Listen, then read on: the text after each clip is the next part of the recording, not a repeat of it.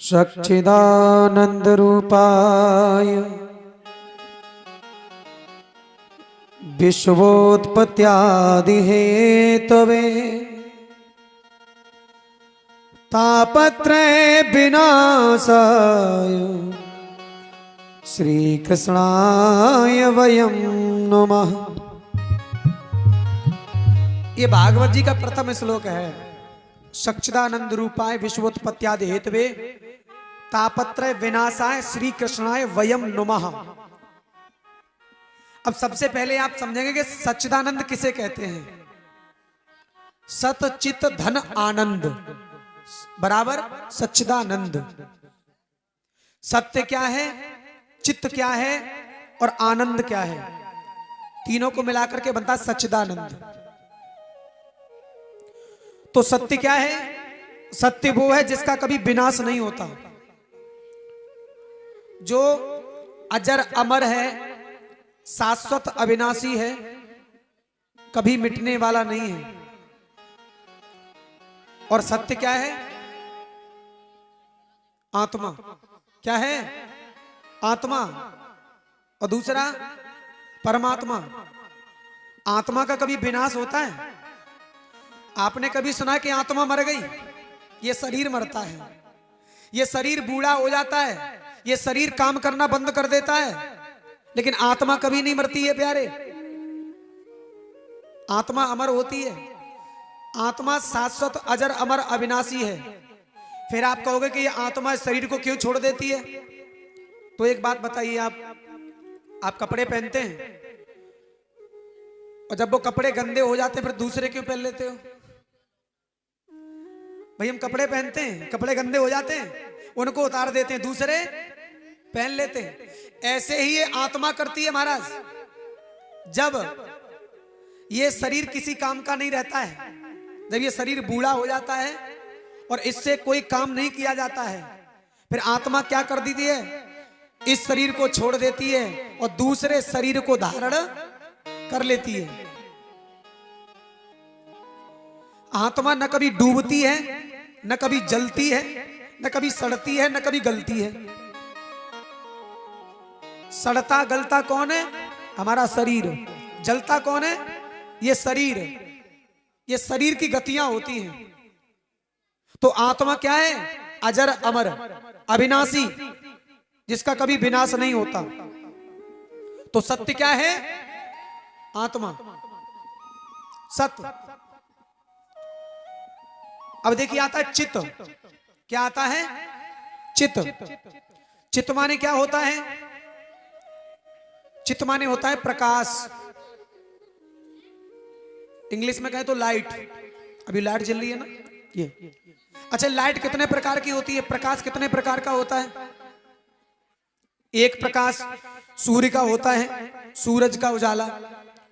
एक प्रकाश होता है दीपक का, और एक प्रकाश होता है ये विद्युतीकरण बिजली वाला।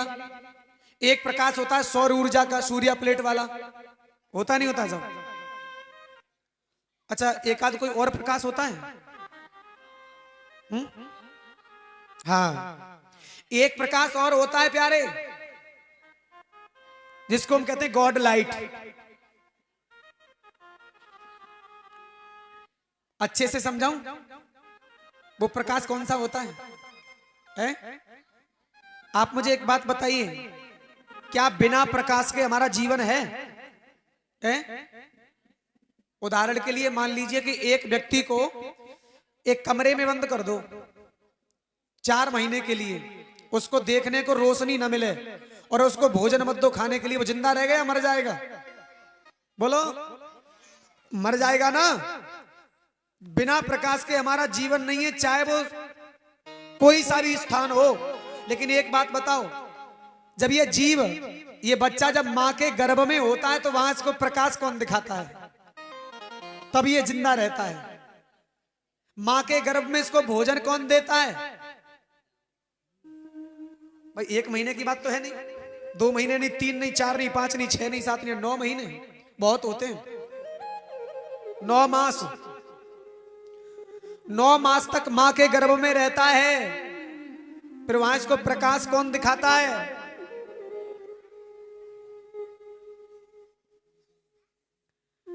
वो जो प्रकाश है ना, उसी को कहते हैं गॉड लाइट। क्या कहते हैं? God light. ये तो आपने सुना ही होगा कि परमात्मा की ज्योति प्रत्येक प्राणी के हृदय में जल रही है। परमात्मा प्रत्येक प्राणी के शरीर में होता है, हृदय में होता है, सुना है ना? बस उसी ज्योति के प्रकाश से ये जीव रहता है। अच्छा, जैसे ये दुनिया में आता है, फिर रोता क्यों है? रोता क्यों है? उसका भी रीजन है। उसका कारण क्या है? मान लीजिए, जैसे उदाहरण दे रहा हूं मैं, जब दुनिया में आता है तो बच्चा क्यों रोता है? उसका एक कारण है।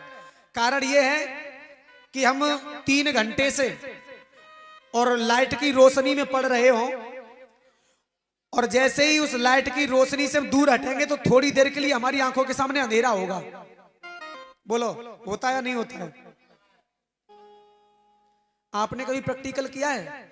दोपहरी पड़ रही हो, दोपहरी, और दोपहरी में आप बाहर घूम के अपने घर में घुसना, अपने कमरे में, चाहे बेशक कमरे में लाइट जल रही हो, लेकिन फिर भी थोड़े समय के लिए, कुछ क्षण के लिए आपकी आंखों के सामने अंधेरा जरूर होगा।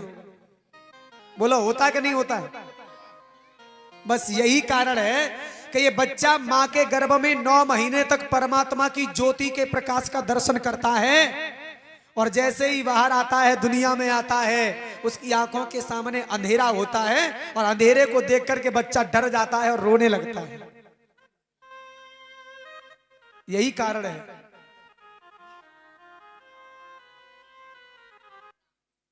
फिर मां क्या करती है?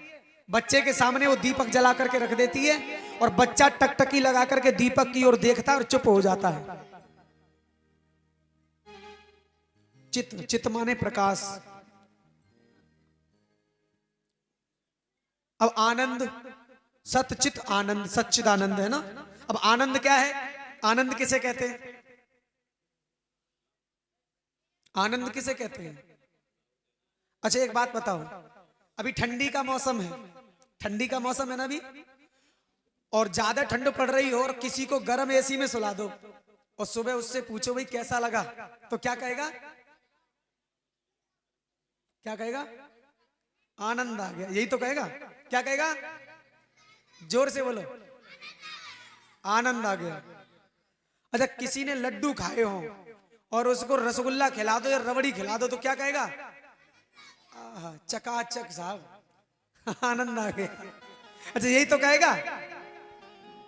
लेकिन आप सोचो, क्या वास्तविक में वो आनंद है? नहीं, वो आनंद नहीं है। फिर वो क्या है? वो तो जीव का स्वाद है, वो क्षण भर का सुख था जो हमने भोग लिया। फिर आनंद क्या है? अरे भैया, आनंद तो एक ऐसी वस्तु है जिसको मिल जाए फिर जीवन भर तड़पता रहता है उस वस्तु को पाने के लिए। आनंद क्या है? ये चतुर्थ दिवस में कथा आती है, भगवान कृष्ण का जब जन्म होता है ना, तब हम और आप सभी गाते हैं कि नंद घर आनंद भयो जय कन्हैया लाल की।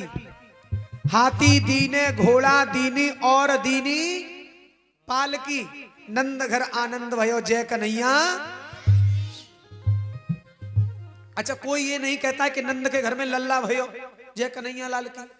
कोई ये नहीं कहता कि नंद के घर में छोना भयो जय कन्हैया लाल की। कोई ये नहीं कहता कि नंद के घर में लाला भयो जय कन्हैया लाल की। सब यही कहते हैं कि नंद घर आनंद भयो।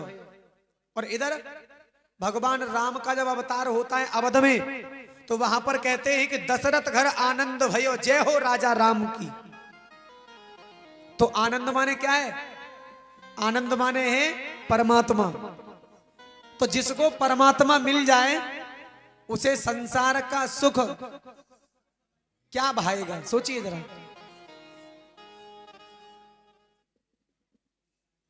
तो महाराज, हम जो सांसारिक संसार में जो भोग रहे हैं ना, ये सुख है कुछ समय का, आंखें बंद होने के बाद में ये भी नहीं मिलेगा।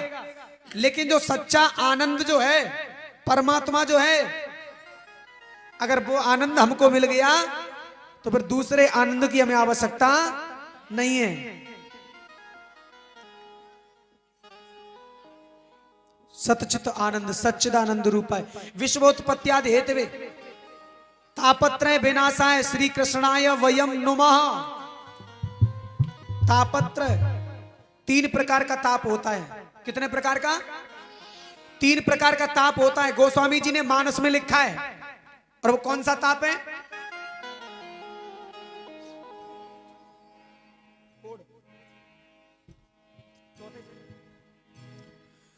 हृदैहिक दैविक भौतिक ताप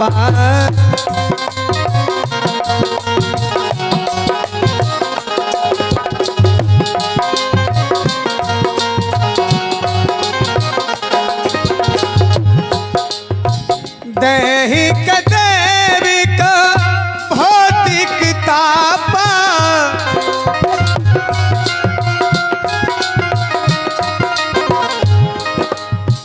राम राज्य का हो नहीं व्यापार।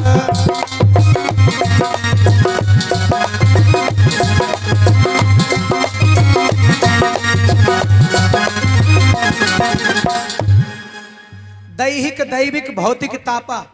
परीक्षित महाराज, इस दुनिया में केवल 3 ही प्रकार के दुख होते हैं, चौथे प्रकार का होता ही नहीं है। सिर्फ 3 प्रकार के दुख होते हैं बस। कौन को? दैहिक, दैविक और भौतिक।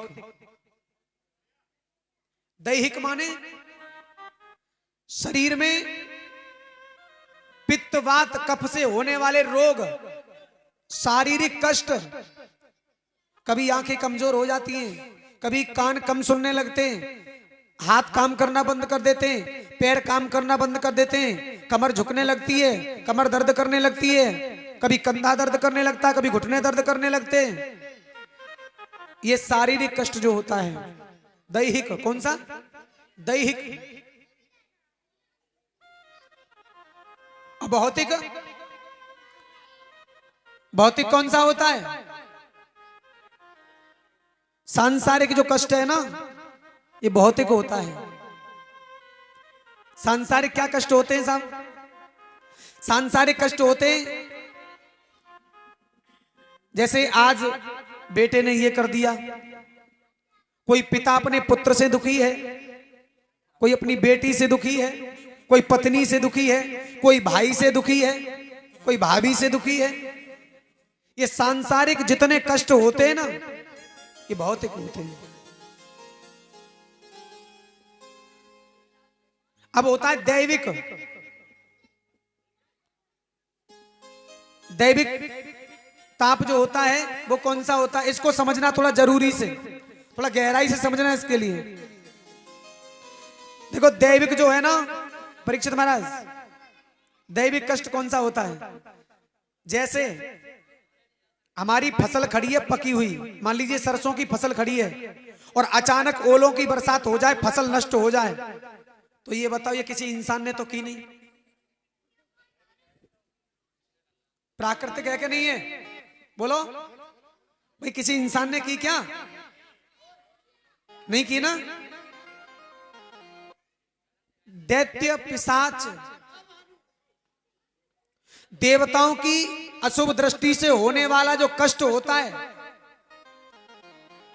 देव दृष्टि, देवताओं का रुष्ट होना, वो दैविक कहलाता है। 3 प्रकार का ताप होता है। और इन्हीं 3 प्रकार के तापों का नाश करने वाले ऐसे कृष्ण भगवान के चरणों में हम बार बार वंदन करते हैं। ये भागवत जी का प्रथम श्लोक है।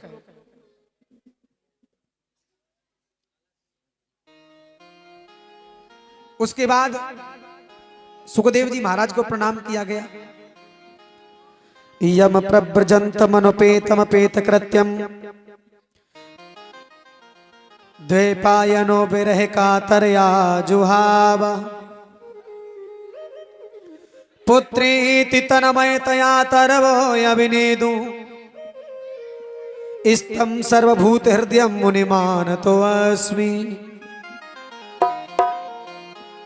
जिस समय सुखदेव जी का यज्ञोपवीत संस्कार भी नहीं हुआ था, तथा लौकिक और वैदिक कर्मों के अनुष्ठान का अवसर भी नहीं आया था।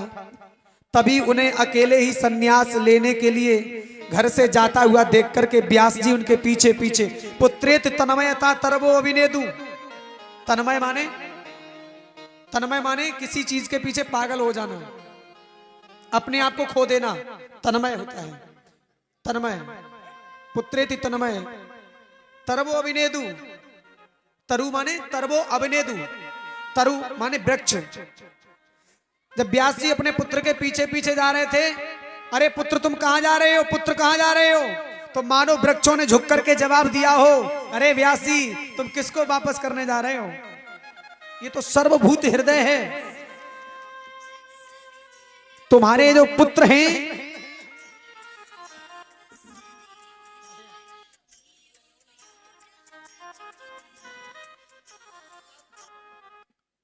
आपके पुत्र तो साक्षात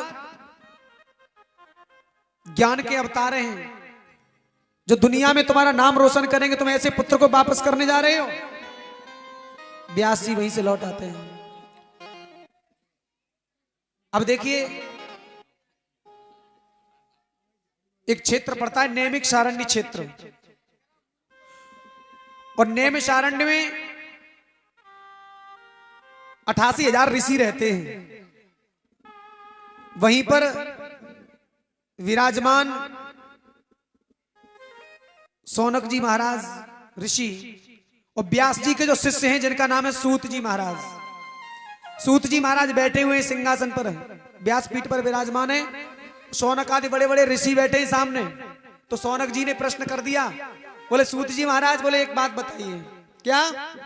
अज्ञान ध्वांत विध्वंस कोटि सूर्य समप्रभा सूताख्या ही कथा सारम मम कर्ण रसायनम। कहा अज्ञान ध्वांत विध्वंस कोटि सूर्य समप्रभा।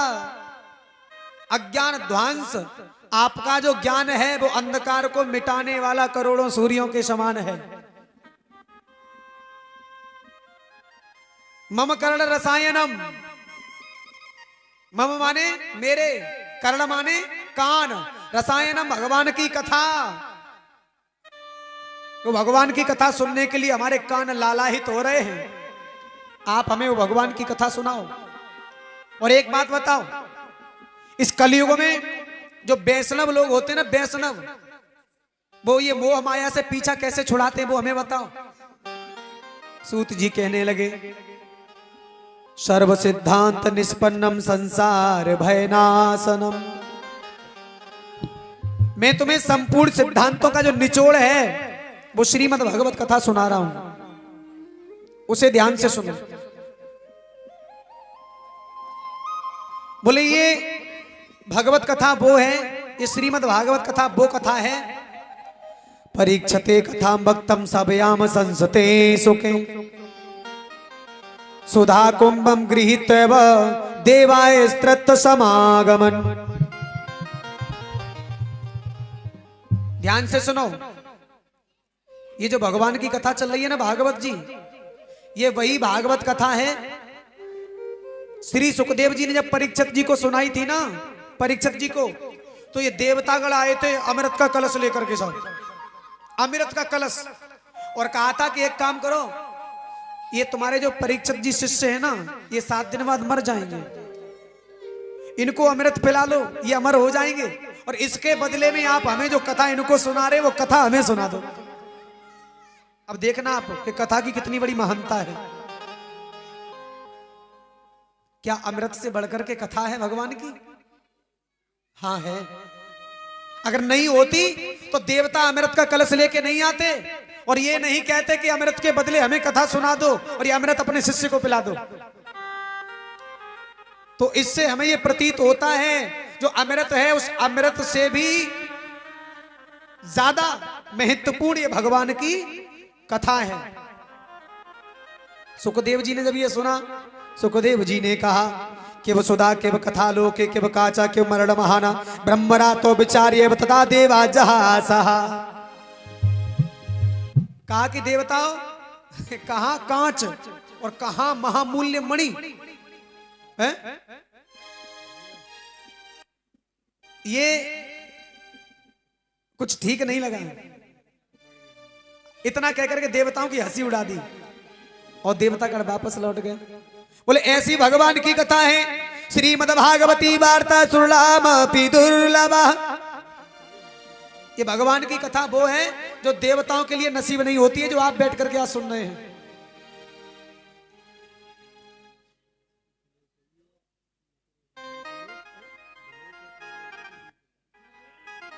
ये भगवान की वो कथा है जिसको देवतागण नहीं सुन सकते। और एक बात बता दें, आज जो हमें मानव का शरीर मिला है, ये भी बड़े पुण्य कर्म करने के बाद हमको प्राप्त होता है। क्यों? क्योंकि गोस्वामी जी ने लिखा है ना रामायण में, बड़े भाग्य मानुष तन पावा, सुर दुर्लभ सदग्रंथन गावा। सुर दुर्लभ, सुर माने देवता, दुर्लभ माने कठिन। जो शरीर हमें मिला है मनुष्य का, मनुष्य योनि जो प्राप्त हुई है, ये मनुष्य शरीर देवताओं को नहीं मिलता जो तुम्हें मिला है आज। अच्छा, गोस्वामी जी ये भी तो कह सकते थे कि बड़े भाग्य भैंसा तन पावा है? बड़े भाग्य कुत्ता तन पावा, बड़े भाग्य सूकर तन पावा। और यही क्यों कहा कि बड़े भाग्य मानुष तन पावा? ये मनुष्य का ही नाम क्यों लिया? क्योंकि मनुष्य का जो जीवन है, मनुष्य का शरीर है, वो सर्वश्रेष्ठ है। लेकिन एक बात बता दूं, लेकिन इस मनुष्य ने अपने शरीर को कूड़ेदान बना लिया है। क्या बना लिया?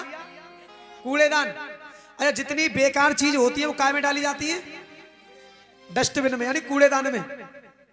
तो ये मनुष्य क्या करता है? बकरा उजाई में डाल लो, मुर्गा उजाई में डाल लो, और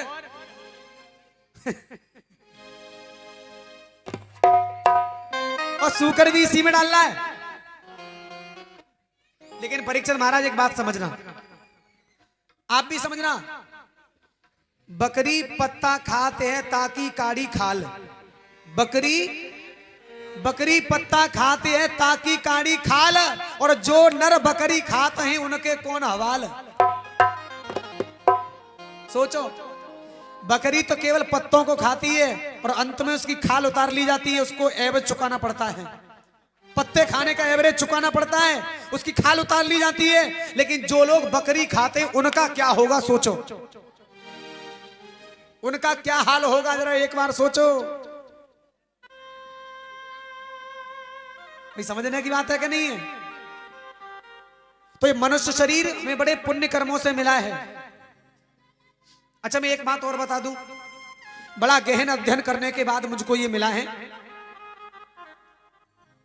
याज्ञवल्क्य की स्मृति में लिखा है, देखो भगवान की कथा हमारे लिए क्यों बनाई है। हमारे पास इतना, हम किसान ठहरे। कौन है? किसान।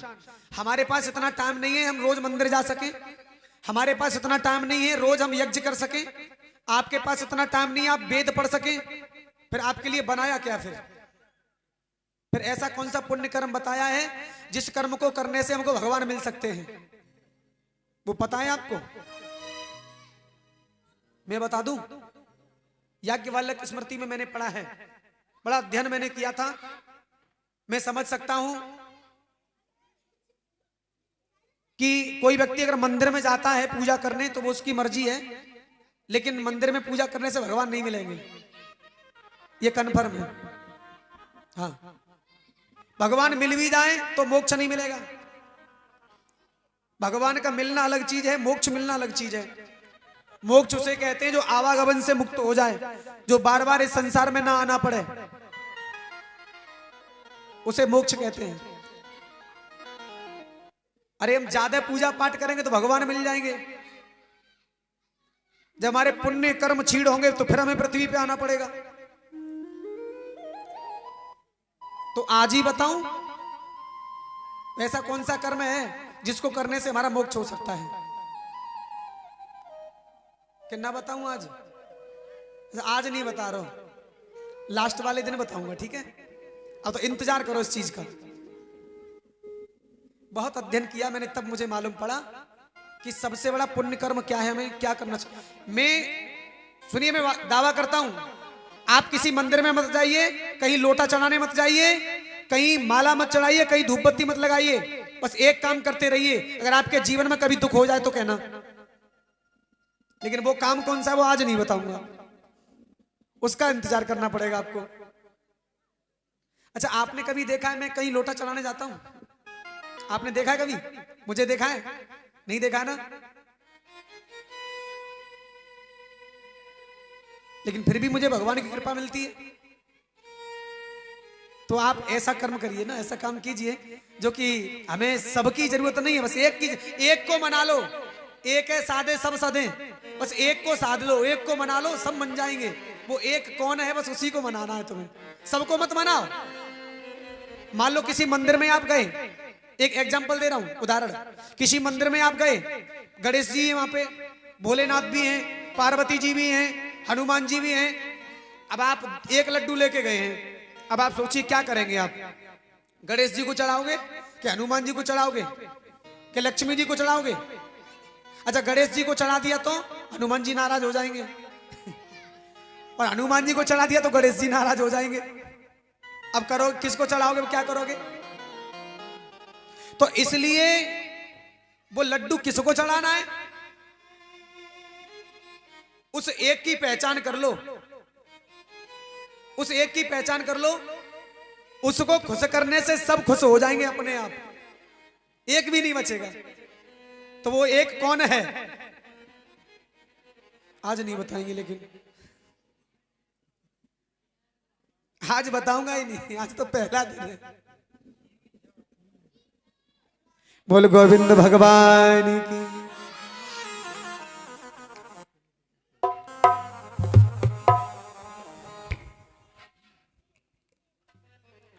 और